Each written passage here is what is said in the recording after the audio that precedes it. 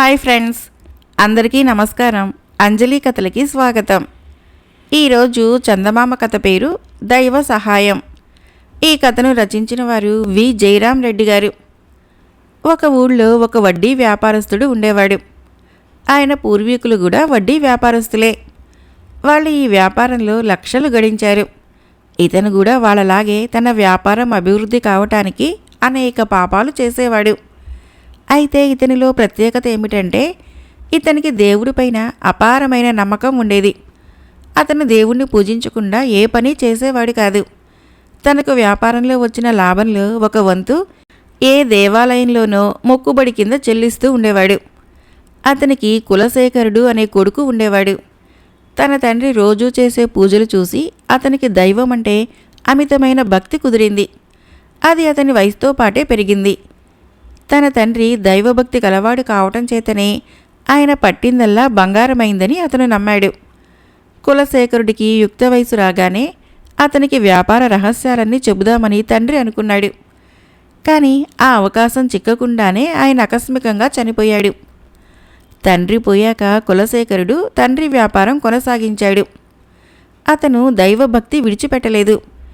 అతను నిష్కల్మషమైన మనసుతో ఏ కోరికలు లేకుండా దైవధ్యానం చేసేవాడు. అతనికి వ్యాపారం కలిసి వచ్చింది. అందుకు కారణము తనకు దైవ సహాయం ఉండటమేనని అతను అనుకునేవాడు. తండ్రి పోయిన ఏడాదికి కులశేఖరుడు హైమావతి అనే కన్యను వివాహం చేసుకున్నాడు. ఆమె కూడా అపారమైన దైవభక్తి కలది కావటము తన అదృష్టమని అతను అనుకున్నాడు. కానీ ఆమె కాపరానికి వచ్చింది మొదలు అతని వ్యాపారంలో లాభాలు రాకపోగా నష్టం రాసాగింది. అయినా అతను దాన్ని అంతగా పట్టించుకోలేదు. 6 నెలలు తిరిగేసరికి అతని పంట పొలాలు వరదల మూలంగా దెబ్బతిన్నాయి. పంటలు పాడు కావటమే కాక పొలాలు మేట వేసిపోయాయి. మరో నెల గడిచేసరికి అతని దుకాణంలో దొంగలు పడి సమస్తము దోచేశారు. అటు తర్వాత కొద్ది రోజులకు ఒక రాత్రి అతని ఇల్లు అంటుకొని పూర్తిగా కాలి నేలమట్టమైపోయింది. అతడు అతని భార్య కట్టుగుడ్డలతో బయటపడ్డారు. శాపం పెట్టినట్లు సర్వనాశనము సంభవించేసరికి కులశేఖరుడికి మతిపోయినట్లయింది. ధనికుడిగా బతికిన ఊళ్ళో బికారిగా బతకలేక దారిద్ర్యంలో భార్య తరపు వాళ్ళని ఆశ్రయించడానికి మనసు ఒప్పక మరెక్కడైనా ముష్టి ఎత్తుకొని బతికే ఉద్దేశంతో అతడు తన భార్యతో సహా ఊరు విడిచి బయలుదేరాడు. సాయంత్రం అయ్యేసరికి వాళ్ళు ఒక ఊరి పొలిమేరల్లో ఉన్న పాడుబడిన శివాలయం చేరుకొని ఆ రాత్రికి ఆ ఆలయ ప్రాంగణంలో పడుకున్నారు. అర్ధరాత్రి వేళ ఆకాశాన కారు మబ్బులు కమ్మి ప్రచండమైన గాలి వీచసాగింది. భర్త పక్కనే పడుకుని ఉన్న హైమావతికి హఠాత్తుగా మెలకువ వచ్చింది. ఆమె తల ఎత్తి చూసేసరికి పాడుబడిన ధ్వజస్తంభము గాలిలో ప్రమాదకరంగా అటు ఇటు ఊగుతూ ఉండటం కనిపించింది. అది ఏ క్షణాన్నైనా విరిగి పడేటట్లున్నది. హైమావతి భర్తను తట్టి లేపింది. ఇద్దరూ గబగబా ఆలయంలోకి వెళ్లారు. మరుక్షణమే పెళపెళా శబ్దం చేస్తూ ధ్వజస్తంభం విరిగి సరిగ్గా వాళ్ళు పడుకొని ఉండిన స్థలంలోనే పడింది. తన సర్వస్వము పోవటమే కాక తన ప్రాణాలకి కూడా అపాయం రావటము చూసిన మీదట తన కష్టాలకన్నిటికీ అసలు కారణము తన భార్యేనని కులశేఖరుడు రూఢి చేసుకున్నాడు. అతను హైమావతితో, నిన్ను కట్టుకున్నాకనే నాకు అనర్థాలు ఆరంభమయ్యాయి. నీ మూలానే నాకు దైవ సహాయం కూడా అందకుండా పోయింది. ఇప్పుడు వెంట్రుక వాసిలో నాకు ప్రాణగండం తప్పింది. నువ్వు నా వెంట ఉంటే ఇంకా ఎన్ని ఘోరాలు ఎదురైతాయో. నీ పాపిష్టి ముఖం ఇక నాకు చూపించకు. నీవు నీ పుట్టింటికి వెళ్ళిపో అన్నాడు. చేసేది లేక హైమావతి గుడ్ల నీరు కుక్కుకుంటూ వెనక్కి తిరిగి వెళ్ళిపోయింది. ఇంతలో గర్భగుడిలో నుంచి శివయోగి ఒకడు గబగబా యువతలకు వచ్చి హైమావతి చేయి పట్టుకొని ఆపి, నాయనా, దేవతలాంటి నీ ఇంటి లక్ష్మిని ఎందుకు తరిమివేస్తున్నావు అని కులశేఖరుడిని అడిగాడు. అది నా ఇంటి లక్ష్మి కాదు, నా పాలిటి శని. ఇది నా ఇంటి అడుగుపెట్టాక నాకు ఏదీ కలిసి రాలేదు. పైపెచ్చు ఉన్నదంతా ఊడ్చిపెట్టుకొని పోయింది. ఇప్పుడు నా ప్రాణాలే పోయినంత పని కూడా జరిగింది అంటూ జరిగిందంతా చెప్పాడు కులశేఖరుడు. అంతా విని శివయోగి గట్టిగా నవ్వి, పిచ్చివాడ, నువ్వు చెప్పిందాన్ని బట్టే ఈమె నీ అదృష్ట దేవత అని స్పష్టమవుతున్నది. జరిగిన సంఘటనలన్నీ సరిగ్గా అర్థం చేసుకోలేక నీవు ఈమెను గురించి అపోహపడ్డావు అన్నాడు. ఏమిటి మీరనేది అన్నాడు కులశేఖరుడు అయోమయంగా. నీకు దైవ సహాయం అందటం మొదలుపెట్టినది ఈమె నీ ఇంట్లో అడుగుపెట్టినాకనే. నీ తాత తండ్రులు అనేక పాపాలు చేసి కూడబెట్టిన ఆస్తికి వారసుడువు కావటం చేత నీకు కూడా వాళ్ళ పాపం సంక్రమించింది. ఆమె కూడా భక్తురాలు కావటం వలన, నీ భక్తి పరిపూర్ణం కావటం వలన నీ పట్ల భగవంతుడు కరుణించాడు. ఆయన నిన్ను పవిత్రుని చేసే కార్యక్రమము ఆరంభించాడు. యాదృచ్ఛికంగా జరిగిన సంఘటనలన్నీ దానికి సంబంధించినవే. పెళ్లికి మునుపు నీకు వ్యాపారం కలిసి రావటము దైవ ఘటన కాదు. అది నీ స్వయం కృషి, అదృష్టము మాత్రమే. నిజానికి ఈ రోజుతో నీ ఆయురార్థము తీరిపోయింది. అయినా దైవకృప వలన నువ్వు బ్రతికావు. దైవ ప్రేరణ వలనే నీ భార్య నీ ప్రాణాలు కాపాడగలిగింది. మీరిద్దరూ ఇప్పుడు పాపం లేని పుణ్యాత్ములు. ఇప్పుడు నువ్వు తిరిగి వ్యాపారం ప్రారంభించు. దైవ సహాయం వలన తిరిగి ధనవంతుడివి కాగలుగుతావు అన్నాడు శివయోగి. కులశేఖరుడికి ఇప్పుడు జరిగిందంతా స్పష్టంగా అర్థమైంది. అతను హైమావతికి క్షమాపణ చెప్పుకుని శివయోగి కాళ్లకు మొక్కి, స్వామి, నాకొక చిన్న సందేహం. నాలాగే నా తండ్రి కూడా దైవభక్తి కలవాడే కదా, ఆయనకు దైవ సహాయం ఎందుకు అందలేదు అని అడిగాడు. నీ తండ్రికి దైవం పట్ల ఉండినది భక్తి కాదు, నమ్మకం.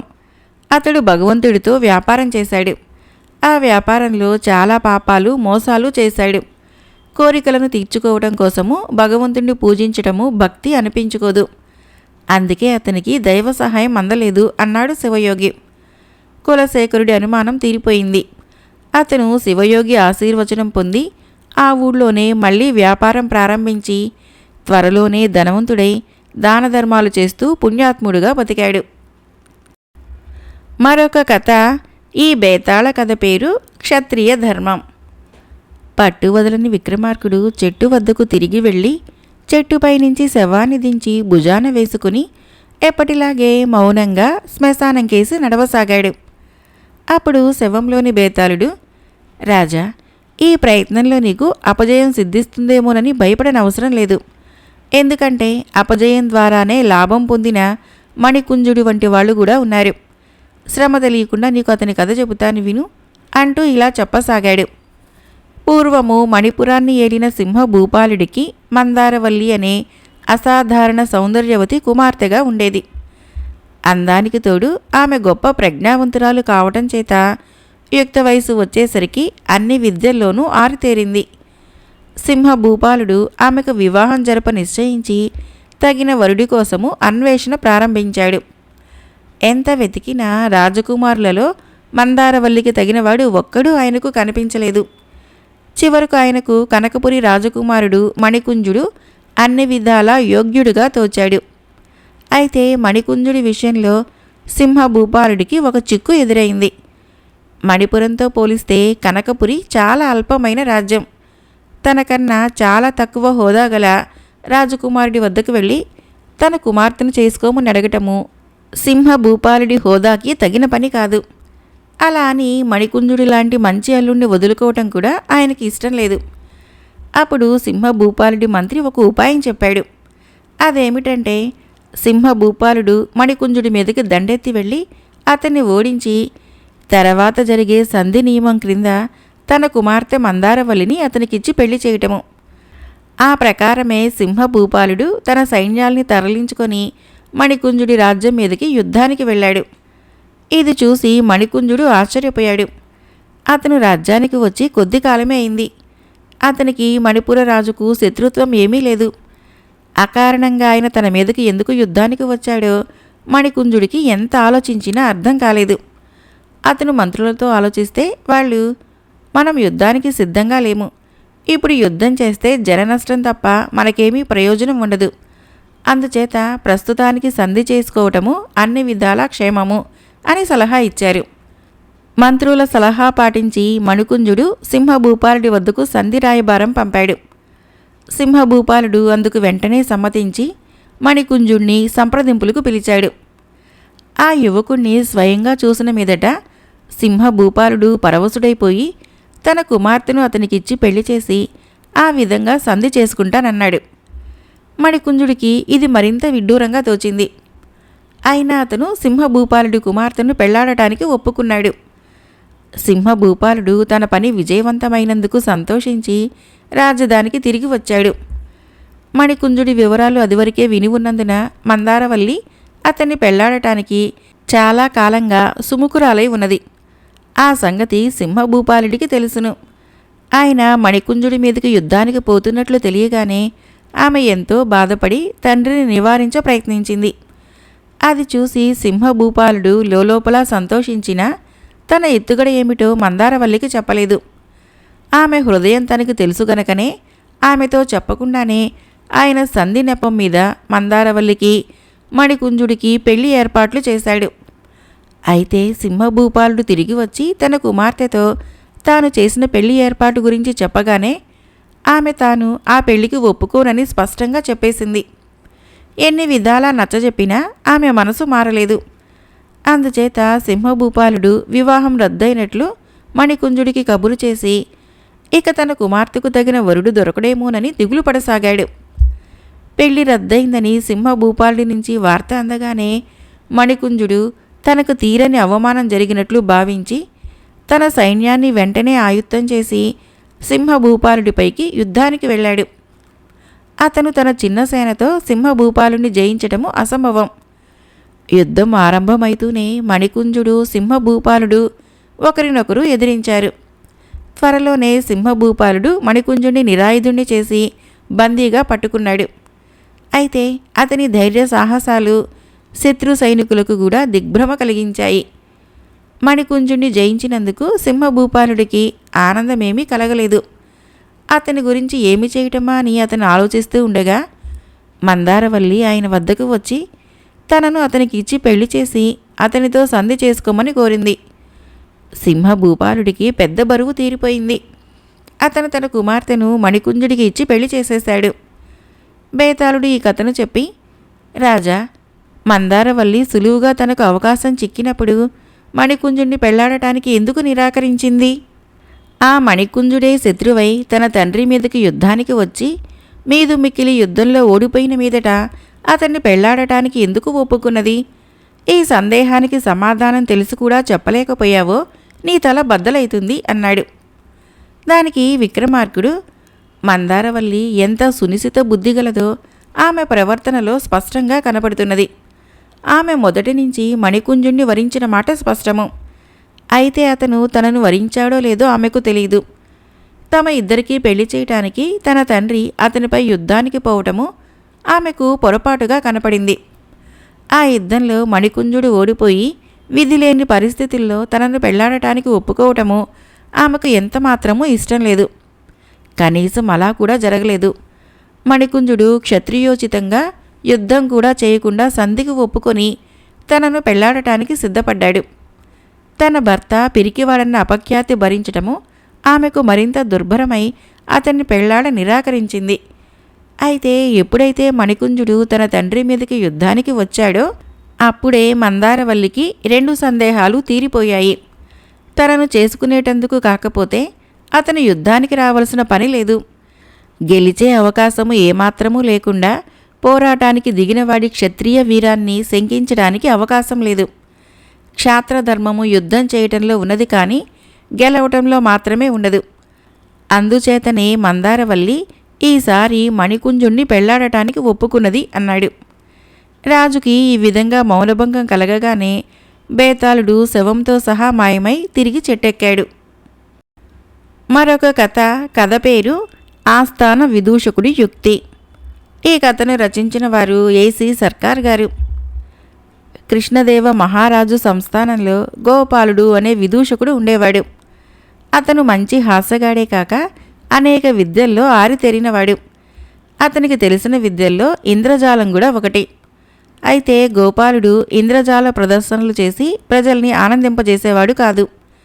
అతనికి ఇంద్రజాలం తెలుసునని రాజు కూడా ఎరగడు. కృష్ణదేవుడికి గోపాలుడంటే చాలా ఇష్టం. అందుచేత ఆయన గోపాలుడికి అవసరం కలిగినప్పుడల్లా సహాయపడుతూ ఉండేవాడు. అయితే గోపాలుడు అమిత దుబారా మనిషి. చేతిలో డబ్బు లేకుండా పోయినప్పుడు అతను రాజుగారికి ఏ సాకో చెప్పి ధన సహాయం పొందేవాడు. కానీ రాను రాను గోపాలుడి ధోరణి రాజుగారికే చిరాకు పుట్టించింది.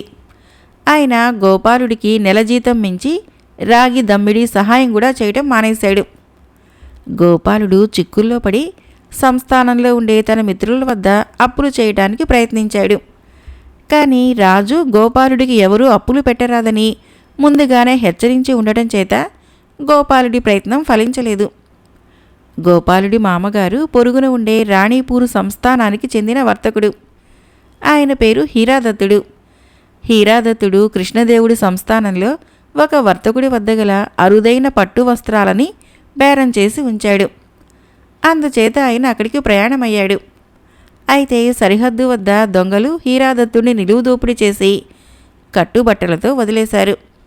ఆయన తన కూతుర్ని అల్లుణ్ణి చేరుకునే ముందు పట్టు వస్త్రాల వర్తకుడిని కలుసుకుని తనకు జరిగిన అక్రమం గురించి చెప్పి సరుకు అరువు ఇవ్వమని అడిగాడు. అరువు బేరం కుదరదు. మీరు 3 రోజుల్లోగా డబ్బు ఇచ్చి సరుకు తీసుకోకపోతే మీరిచ్చిన భయాన సొమ్ము కూడా పోతుంది అన్నాడు వర్తకుడు. అంటే నేను మీకు ఇవ్వతేలే 5,000 చెల్లించకపోతే నేను లోగడ ఇచ్చిన 45,000 వదులుకోవాలనేనా మీ ఉద్దేశము అని హీరాదత్తుడు అడిగాడు. అవును, షరతు ప్రకారం అంతే కదా అన్నాడు వర్తకుడు. హీరాదత్తుడు ఇంటికి తిరిగి వెళ్ళి మిగతా సొమ్ము తీసుకురావటానికి గాని ఎవరినైనా పంపి తెప్పించడానికి గాని వ్యవధి చాలదు. రాజుగారికి అభిమాన పాత్రుడైన తన అల్లుడు తనకు కావలసిన 5,000 సర్దవచ్చునని ఆయన అనుకున్నాడు. హీరాదత్తుడు గోపాలుడి ఇంటికి వచ్చి సంగతి అంతా చెప్పాడు. హీరాదత్తుడి సమస్య గోపాలుడి పరువు సమస్య అయి కూర్చున్నది. అవి నెలాఖరు రోజులు. అసలే గోపాలుడు ఇంటి ఖర్చు అమిత పొదుపుగా చేసుకుంటూ వస్తున్నాడు. గోపాలుడికి ఎంత ఆలోచించినా ఏమీ పాలు పోలేదు. ఆ రోజు గడిచింది. మర్నాడు ఉదయము అతని ఎప్పటిలాగే కొలువుకు వెళ్ళాడు. ఎంతసేపు చూసినా కృష్ణదేవుడు సభకు రాలేదు. 2 గంటలు గడిచిన మీదట ప్రధాని వచ్చి రాజుగారు రాణిగారి మందిరంలో సొంత వ్యవహారాలలో నిమగ్నులై ఉన్నారని ఆ రోజు సభ జరగదని తెలిపాడు. ఏమి జరిగి ఉంటుందా అని గోపాలుడు ఆశ్చర్యపడ్డాడు. విశ్వాస పాత్రురాలైన అంతఃపుర దాసి ఒకతే ద్వారా గోపాలుడు రహస్యం తెలుసుకున్నాడు. ఆ రోజు ఉదయమే రాణి తన పుట్టింటికి ప్రయాణం కట్టి తన వెంట తన భర్త కూడా రావాలని పట్టుబట్టింది. రాజుగారు నగరు విడిచి వెళ్లే పరిస్థితి ఎంతమాత్రమూ లేదు. ఉత్తరపు సరిహద్దున కొంత అశాంతిగా ఉన్నది. ఆయన రాణికి ఎన్నో విధాలా చెప్పి చూశాడు. కానీ రాణి వినిపించుకోలేదు. మీరు నన్ను మా పుట్టింటికి తీసుకుపోయి తీరవలసిందే, లేకపోతే నేను భోజనం చేయను, స్నానం చేయను, ఏమీ చేయను అంటూ ఆమె పసిపిల్లలా ఏడవసాగింది. ఈ సంగతి తెలియగానే గోపాలుడు రాజుగారి దర్శనం కోరుతూ, మహారాజా, తమకు ఏదైనా సమస్య ఉన్నట్లయితే గోపాలుణ్ణి మరవవద్దు, అతడి వల్ల మీకు లాభం ఉండవచ్చు అని చీటీ పంపాడు. రాజుగారి మనిషి వచ్చి గోపాలుణ్ణి రాజుగారి వద్దకు తీసుకుపోయాడు. రాజుగారు జరిగిందంతా చెప్పి, గోపాలు, నువ్వు రాణిగారి పోరు అరికట్టగలవా? నేను నగరు విడిచిపోవటానికి లేదని నీకు తెలుసును గదా అన్నాడు. నేను తమ సేవకు ఎప్పుడు సిద్ధంగా లేను, ఆజ్ఞాపించండి అన్నాడు గోపాలుడు. అలా అయితే ఆలస్యం ఎందుకు, ఉపక్రమించు, నిన్ను సంతోషపెడతానులే అన్నాడు రాజు. మహారాజా, మహారాణి గారికి చీట్ల పేకాటంటే సరదా కదా. అలా అయితే నా ప్రయత్నం ఫలిస్తుంది. నాకు కొద్ది గంటల వ్యవధి ఇవ్వండి అన్నాడు గోపాలుడు. అతని ఇంటికి తిరిగి వచ్చి తన ఇంద్రజాల సామాగ్రి నుంచి ఒక చీట్ల పేక పైకి తీశాడు. ఇది ప్రత్యేకంగా తయారు చేసిన పేక. ఇందులో ఉండే 52 ముక్కల మీద ఆ టీను రాజు బొమ్మే ఉన్నది. దీంతోపాటు అతను ఒక మామూలు చీట్ల పేక కూడా తీసుకున్నాడు. తర్వాత అతను వేషం మార్చుకొని ఒక సాధువులా తయారయ్యి రాజును చూడబోయాడు. ఇద్దరూ కొద్దిసేపు మాట్లాడుకున్నాక గోపాలుడు, మహారాజా, మహారాణి గారి ఆంతరింగిక పరిచారికను పిలిపించండి, నాకు ఆమె సహాయం కావాలి అన్నాడు. పరిచారిక వచ్చింది. గోపాలుడు ఆమెకు తన పథకమంతా చెప్పి తన వద్ద ఉన్న 2 చీట్ల పేకలు ఆమెకిచ్చి అందులో ఒక దాని మీద పెట్టిన గుర్తు చూపించి, నేను చీట్ల పేక తెమ్మని మొదటిసారి అడిగినప్పుడు ఈ గుర్తులేని పేక తీసుకునిరా, అవి తిరిగి నీకివ్వగానే పేకలు మార్చి రెండోసారి ఈ గుర్తుగల పేక తీసుకొని రావాలి. ఈ మార్పు రాణిగారు తెలుసుకోకుండా జరగాలి. అర్థమైంది కదా అన్నాడు. పరిచారిక మీద కొన్ని ప్రయోగాలు చేసి తృప్తి పడినాక ఆమెను రాణిగారి మందిరానికి పంపేశారు. రాజుగారు గోపాలుడు చెప్పిన ప్రకారము పరిచారిక రాణి వద్దకు పరిగెత్తుకుంటూ పోయి, అమ్మా మహారాణి, రాజభవనానికి ఎవరో గొప్ప యోగి వచ్చాడు. ఆయన అదృష్టం చెబుతాడట, పిలవమంటారా అని అడిగింది. అలాగే పిలుచుకురా, ఏం చెబుతాడో చూద్దాము అన్నది రాణి ఉత్సాహం లేకుండా. మారు వేషంలో ఉన్న గోపాలుణ్ణి రాణి వద్దకు తెచ్చారు. గోపాలుడు ఆమెతో, అమ్మా, మీరు విచారభారంతో ఉన్నట్లు కనిపిస్తున్నారు. దయచేసి మీ చెయ్యి ఒకసారి చూపిస్తారా అన్నాడు. రాణి తన ఎడమ చెయ్యి చాచింది. గోపాలుడు ఆమె చెయ్యిని పరీక్షించి, అమ్మా, మీ కోరిక ఏదో మీ భర్త నిరాకరించారు, అవునా అని అడిగాడు. రాణి జవాబు చెప్పలేదు. గోపాలుడు ఆమె చేతిని మరింత శ్రద్ధగా పరిశీలించి, తెలుస్తూనే ఉన్నది, మీరు మీ పుట్టింటికి ప్రయాణమై మీ భర్తను వెంట రమ్మన్నారు. వారు అందుకు అంగీకరించలేదు. అసలు సమస్య ఏమిటంటే మీ ప్రయాణం అసలు మంచిదా కాదా అని. అరే, ఈ రేఖ ఏమిటి? మీకు చీట్లాటంటే ఇష్టంలాగుందే అంటూ రాణి కేసు చూశాడు. రాణి ముక్తసరిగా నిజమే అన్నది. అలా అయితే చీట్ల పేక సహాయంతో సమస్యను పరిష్కరించుదాము. మీ దగ్గర కొత్త పేక ఏదైనా ఉన్నదా అని అడిగాడు గోపాలుడు. పరిచారిక వెళ్ళి గోపాలుడు తనకిచ్చిన పేకలలో మామూలు పేక ముక్కలు తెచ్చింది. గోపాలుడు ముక్కలు పైకి తీసి అన్నిటినీ నేల మీద వెల్లికిలా పరిచి పరీక్షించి తిరిగి అన్నిటినీ పెట్టెలో పెట్టేసి పరిచారిక చేతికి ఇచ్చేశాడు. అతను రాణితో, అమ్మా, క్రితం రాత్రి మీకు పీడకలలు ఏమైనా వచ్చాయా అని అడిగాడు. రాణి లేదన్నది. అలా అయితే పేక వలన ప్రయోజనం ఉంటుంది అంటూ గోపాలుడు పరిచారిక నుంచి చీట్ల పేక తీసుకున్నాడు. గోపాలుడు రాణితో మాట్లాడుతున్న సమయంలో పరిచారిక పేకలు మార్చేసి అతనికి గుర్తుగల పేక ఇచ్చింది. అందులోని ముక్కలు వెనకరించి చూడటానికి రెండో పేకలోని ముక్కల్లానే ఉన్నాయి. కానీ అన్నీ ఆఠీను రాజు బొమ్మలే.